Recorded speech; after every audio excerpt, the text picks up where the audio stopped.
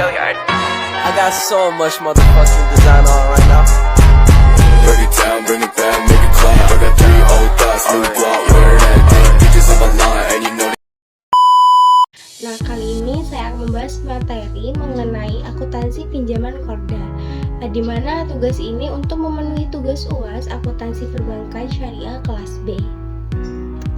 Nah, baik, mari kita simak apa itu definisi pinjaman Korda, yang berarti menyerahkan harta kepada orang yang menggunakannya untuk dikembalikannya gantinya pada suatu saat.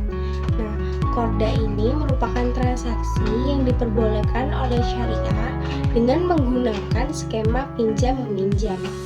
Selanjutnya yaitu ada definisi akad Korda, yang merupakan akad yang memfasilitasi transaksi peminjaman sejumlah dana tanpa adanya bunga atau pembebanan bunga atas dana yang dipinjamkan oleh nasabah.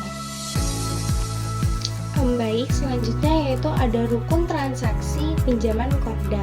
Yang pertama ada transaktor berupa peminjam, yaitu mukrida, atau pemberi pinjaman, yaitu muqtarida. Yang kedua ada objek Korda berupa uang atau benda habis pakai.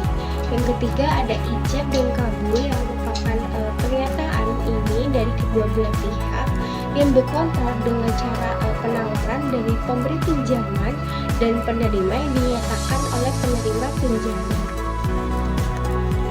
Baik, selanjutnya yaitu ada alur transaksi pinjaman Korda.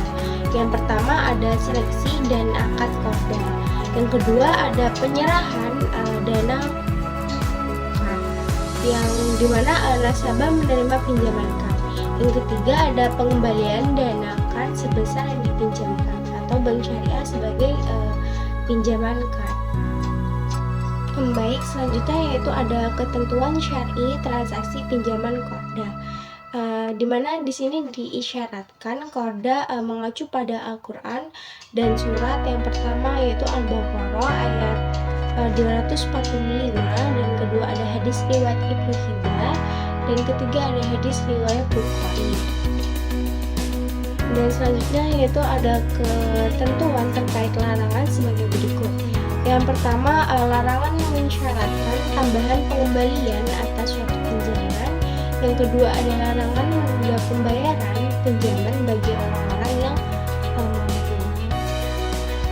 Baik, selanjutnya ada pengawasan syariah transaksi pinjaman Korda. Yang pertama itu meneliti apakah pembiayaan yang diberikan berdasarkan prinsip Korda tidak dipergunakan untuk kegiatan yang bertentangan dengan prinsip syariah. Yang kedua ada peneliti bahwa nasabah yang berkenan saksi denda adalah nasabah yang lalai. Yang ketiga memastikan bahwa bank telah memberikan kelonggaran waktu yang cukup kepada nasabah untuk melunasi kewajibannya. Yang keempat ada peneliti apakah pendapatan yang diterima bank dan nasabah atas penerimaan saksi telah diakui sebagai sumber dana kebijakan. Yang kelima, memastikan sumber dana yang digunakan untuk pembiayaan konsumtif dan bersifat sosial. Yang keenam ada memastikan bahwa sumber dana yang digunakan untuk pembiayaan KAD dalam rangka dana tabungan nasabah adalah berasal dari modal bank. Baik, selanjutnya yaitu ada cangkupan standar akuntansi pinjaman Korda. Menurut PAPSI 2013 tentang pinjaman Korda, bahwa pinjaman Korda ini diakui sebesar jumlah yang dipinjamkan pada saat terjadinya. Yang kedua, pendapatan yang berasal dari biaya administrasi dalam pinjaman Korda yang dananya berasal dari dana pihak ketiga akan dibagi hasilkan.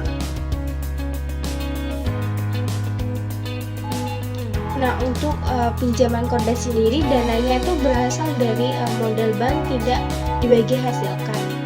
Dalam hal nasabah mengalami tunggakan pembayaran angsuran bank membentuk cadangan kerugian penurunan. Baik, sekian dari saya, kurang lebih mohon maaf.